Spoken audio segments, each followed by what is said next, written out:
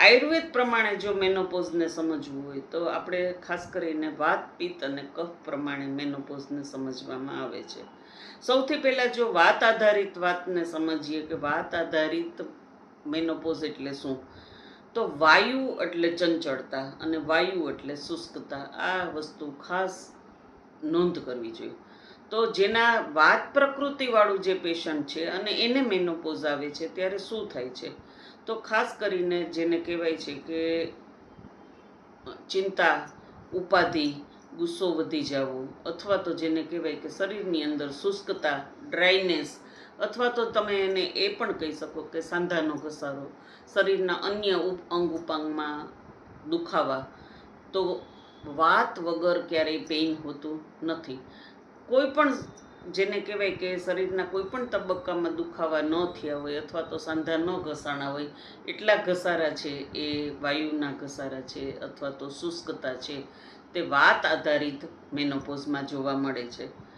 પિત્ત આધારિત મેનોપોઝ એટલે શું, તો કે જેને કહેવાય કે હોટ ફ્લસીસ, શરીરમાં ગરમીનું પ્રમાણ હોવું એના કરતાં પણ વધી જવું, જેને કહેવાય કે બહુ પેશન્ટનું એક સામાન્ય ફરિયાદ હોય છે કે હાથ પગના તળિયા છે તે બળવા, અથવા તો વિના કારણ ગુસ્સો આવવો, વિના કારણ રડી પડવું. ખાસ કરીને મેં મારી પ્રેક્ટિસમાં બહુ જ આ વસ્તુ જોયેલું છે કે ઘણી વખત મને મળવા આવતી બહેનો હોય છે જે પેશન્ટ હોય છે, તેને હજી તો એના મેનોપોઝની શરૂઆતમાં હસબન્ડ લઈને જ્યારે આવતા હોય છે ત્યારે જેને કહેવાય કે શું થાય છે બેન એટલું જ તમે પૂછો ત્યારે એ રડી પડતા હોય છે. અને મેં ખાસ કરીને જોયું છે કે એને આવા સમયે એવું લાગે છે કે મને કોઈ વ્યક્તિ છે તે સમજી શકતું નથી.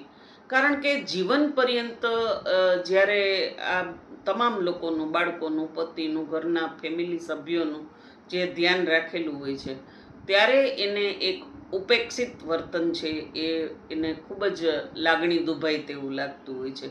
જેમ કે મેં એને ચિંતા પણ ઘણી બહુ પોતાના આગલી પાછલી બાળકોની એ ચિંતા પણ વધી જાય છે. એ ચિંતાના સમય દરમિયાન જો કોઈ એને ન સમજી શકે અથવા તો એને લાગણી ન મળે તો ત્યારે એ દુઃખી પણ બહુ થાય છે, રડી પણ વધારે પડે છે. તો આવા જે કારણો છે કે જેને કહેવાય કે વિના કારણ ચિંતા, વિના કારણ ગુસ્સો, હાથ પગના તળિયા બળવા, આ બધા પિત્ત આધારિત છે. અને એની સાથે સાથે જેને કહેવાય કે આપણું ઇમોશનલ સ્ટેટ છે એ પણ ખૂબ જ આપણે નબળા પડી ગયેલા હોય છે.